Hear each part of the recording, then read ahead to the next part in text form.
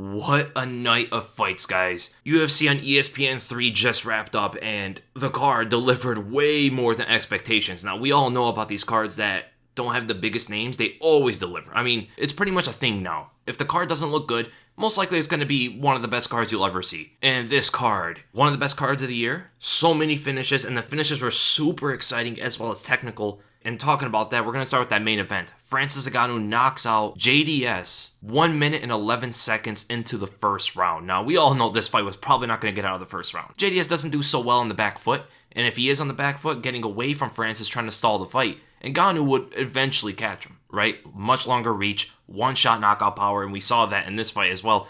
But they both came out there and started throwing leg kicks. Ngannou initiated it, which is insane, right? You don't normally see Ngannou throw many leg kicks. I pointed to it in my prediction video that Ngannou did land a hard, devastating leg kick to Curtis Blades early on in the fight, and that guy has some power in those leg kicks, man. Blasting JDS's legs and the sound of them. The shots in this fight were some of the most painful and hardest shots I've ever heard in my life. I mean, even JDS started landing leg kicks. They're both pretty much boxers for the most part on the feet, and JDS actually dropped Ngannou, but you can see Ngannou's athleticism. I mean, as soon as he got dropped, he popped right back up. You saw he got caught unexpected and sprung to his feet like a cat. I mean, the guy is super athletic. But eventually, JDS started getting pressured. You could tell he was getting a little bit uncomfortable, and he winged out the haymaker, the overhand of his life. He winged and extended on that overhand right like his life depended on it. I mean, it was a very ill-advised move, because he completely exposed himself. He threw it so hard. He almost did a 180 and gave his back to Ngannou. The only reason why all that happened is because he missed, right? He didn't set it up.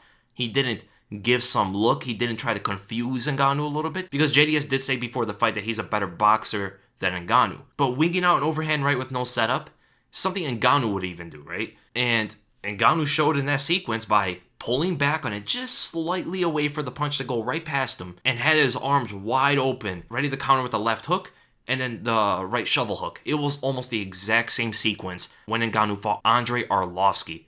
Look back at the fight. It was almost a deja vu, man. People don't give Ngannou his credit. He is technical. You know, I've been saying this for a long time. I've made a pre-fight breakdown for Francis Ngannou coming to the Stipe fight, and I was showing all of his positioning work. I mean, he is really good at moving his feet and knowing where to be on punches. It happened at Alistair Overeem fight, happened at Andrei Arlovski fight. It's not coincidental he did this twice in his career against Arlovski and then JDS, where both guys cannot connect on him. The long reach, he does have a massive reach on JDS. It makes it hard for JDS to stay on the outside, right? He eventually has to come in or he's going to get knocked out. You know, so people saying the problem with Ngannou's opponents are they're coming in on him, right? They're entering too close to him. But something they're not taking the credit is Ngannou's reach and his distance management. His footwork is nice and he's very quick, right? So staying on the outside is never going to really work. Even Cain Velasquez, Cain stayed on the outside. He was just throwing high kicks. He was missing.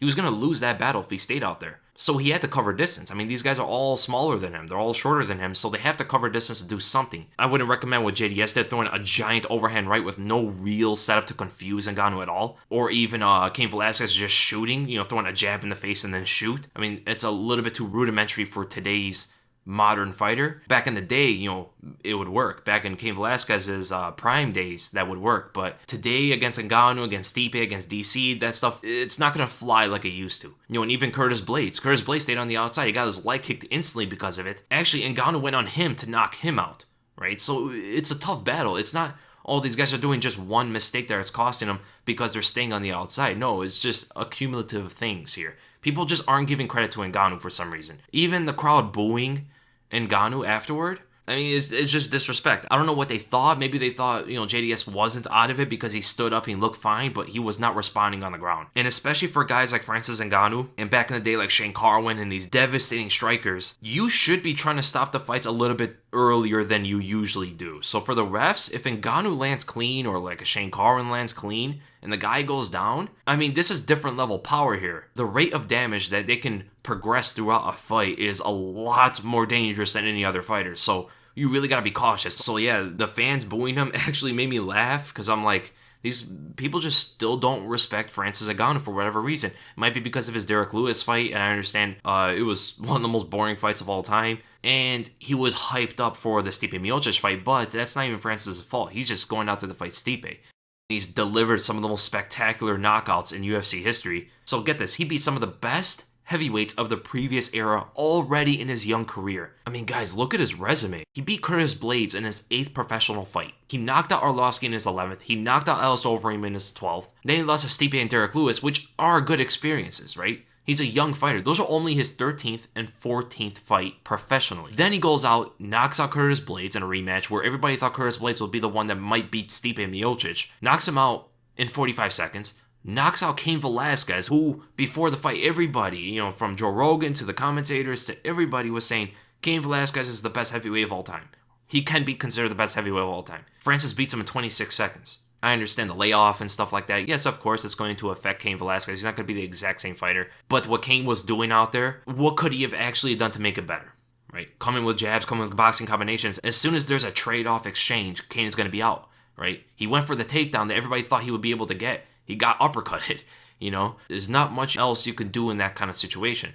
And then he fought Junior Dos Santos, beat him in 1 minute and 11 seconds. So he beat JDS, Cain Velasquez, and Curtis Blades, his last 3 opponents. He has beaten them in exactly 2 minutes and 22 seconds. 3 contenders, 2 of them being the best heavyweights of the previous era. You can throw Alice Overeem in that mix as one of the best heavyweights of the previous era. He beat JDS, Cain, and Curtis Blades 2 minutes and 22 seconds. He beat Cain Velasquez and Curtis Blades in the exact time it took him to beat Junior Dos Santos. That's how good Francis Ngannou is. That's how scary he is. He has one of the best resumes in the heavyweight division right now. I would say Stipe has the best resume still. DC still has to do some things. He fought in heavyweight a long time ago, but he did beat Stipe Miocic, which is the best win in the division, right? DC holds the best win in this division right now. And then Stipe holds the next best win against Francis Ngannou, and then it's Francis Ngannou, with a cumulative of fighters beaten in devastating fashion. So I think, just like he said in the post-fight interview, he's exactly right. He needs to be respected, especially from the brass, some of the casual fans and stuff like that. Besides Tony Ferguson,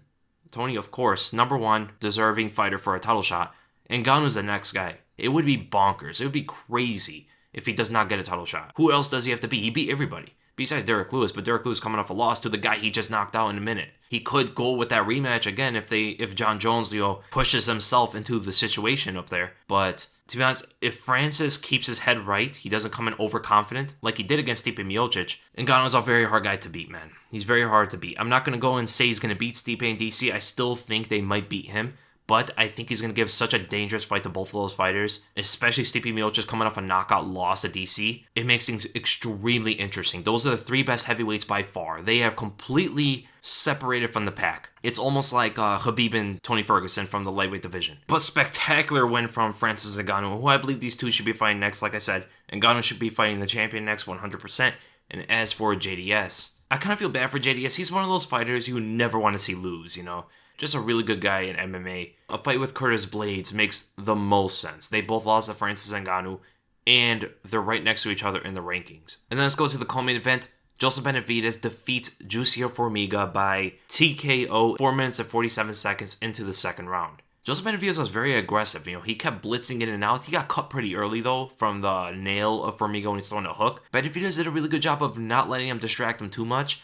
But he kept coming in with the same kind of setup, and I was very surprised Jussier Formiga wasn't really doing too much to counter it effectively. Like Michael Bisping and Paul Felder said throughout the fight, Paul Felder knows a lot about spinning attacks. He was able to see Formiga constantly trying to set up for it whenever Benavidez was coming in on him. Benavidez kept coming in by just switching in and throwing that jab and then looking where to throw his hooks. But eventually where it came down to was Benavidez saw that leg kick opening, man. He went in for the combination. I forgot exactly what combo he went to, but he went in with the hands and then slammed a leg kick that destroyed Formiga's leg. One leg kick badly damaged Formiga to the point where you even saw in his face, like he couldn't keep the pain away. He was showing Benavidez, I'm hurt, man. Can't move on this leg that much. And Benavidez started going to the body. So he started coming with the same setup and throwing those hooks to the body. And eventually, because early on in the fight he was throwing body kicks, so potentially it conditioned Formiga to drop his hands a little bit when the head kick came. Benavidez came in with the combination again, led to the left high kick instead of to the body like he was throwing, and it stunned Formiga. And from there, Benavidez was able to just put him away. Formiga was very defensive like usual, just like in the first fight, but he was a lot better in this fight than he was in the first one. But it took one extra round for Benavidez to TKO him compared to when they fought before. Formiga just looking to counter for the most part, and Benavidez is able to get in and out very effectively. So who these guys should be fighting next? 100% Joseph Benavidez has to fight Henry Cejudo. That is the absolute next fight for both of them, I believe. Benavidez holds a win over Cejudo in the 125-pound division. So I believe Cejudo is not going to drop that division. Some people are thinking that Cejudo is not going to drop down to 125 again, but Cejudo is a competitor, right? He's extremely competitive. He is not going to walk away into the 135-pound division with a loss to Benavidez at 125. He avenged his loss to Demetrius Johnson, but he still has that loss to Benavidez, and Benavidez has guaranteed his spot as the number 1 contender. 100% that's the fight to make next, and who do I favor in that fight, to be honest? I do favor Henry Cejudo, but I still think it's a very hard fight for him. Benavidez has a very unique style. I mean, he is a powerhouse in this division. And I have a feeling that rematch is going to be really explosive, especially with the mindset coming in. The champion mindset of Cejudo coming to the rematch that he wants to prove himself, and Benavidez coming to getting what he thinks he deserves. And as for Jussier Formiga, I believe a fight with Alexander Pantoja makes the most sense because he did beat the number 4 ranked Figueiredo, so Pantoja would make the most sense. And then we go to Demian Maia defeating Anthony Rocco Martin by majority decision, 229-28 and 128-28. For the most part, this fight was pretty much what Demian Maia does in every fight. You know, pressure, pump, shoot in, drive to the cage, drag it to the ground, or pull guard and control on top. That's pretty much what the fight was. Rocco Martin was really defensive. In the first round, especially for Rocco Martin's takedown defensive flaws that he has shown throughout his career, he really only had 2 options, right?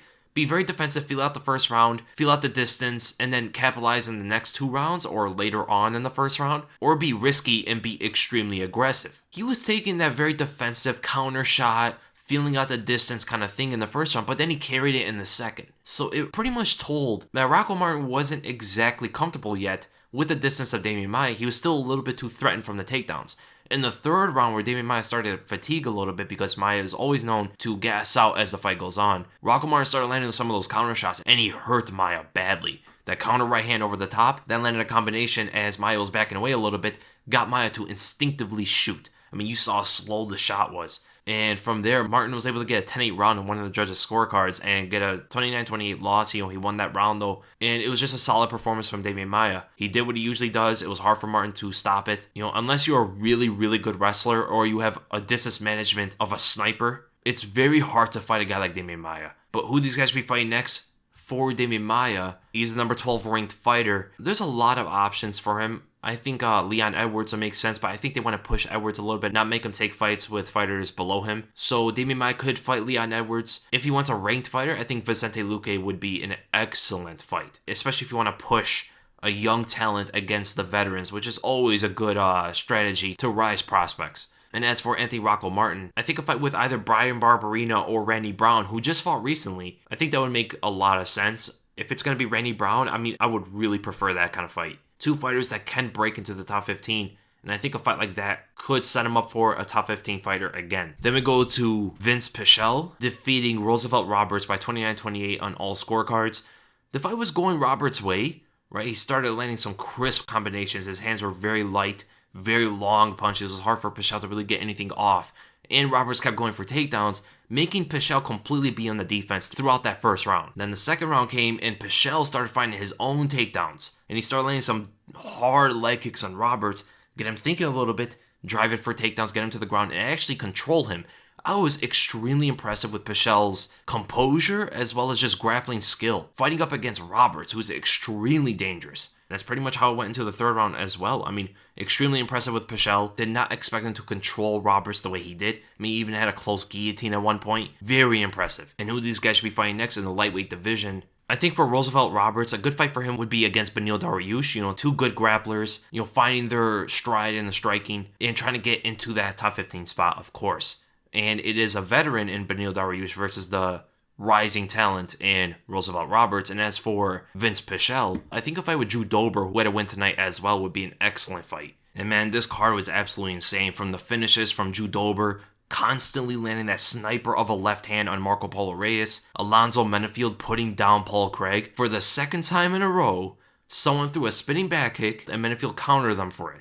I mean, just don't throw spinning kicks at Menefield unless you're a master at it, you know? And the knockout came out quick. 1 ground and pound shot was enough to put out Paul Craig for sure. I mean, Menefield is the whole package. He has good takedowns as well, good takedown defense, great striking, very powerful, and a light heavyweight as well. I mean, the light heavyweight division with guys like Benavidez, Johnny Walker, Rakic, even Khalil Roundtree getting his stride. There's so many good light heavyweights now. A lot of talent coming up, and that's exactly what we need. And Eric Anders brutalizing Maia out there. The left hand as Maia was trying to get up. Devastating power, man, from Eric Anders, from a middleweight to a light heavyweight. Again, someone else we need in this division. I was questioning somewhat of his mentality coming into this fight because of how he showed up against Khalil Roundtree, as well as fight before that with Thiago Santos, although that was a short notice fight.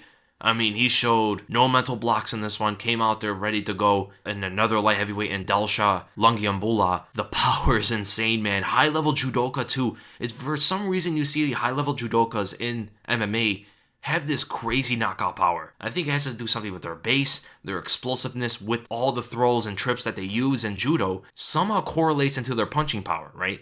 For some reason, like Hector Lombard, like Dalsha here, like even Ronda Rousey, they all have good knockout power, as well as this crazy base, crazy judo skills, and it really works against wrestlers, right? In the light heavyweight division, it'd be very interesting how Dalsha competes with these higher ranked opponents eventually in the future of his career. And Maurice Green putting it on Junior Albini, landing that 1-2, putting him down.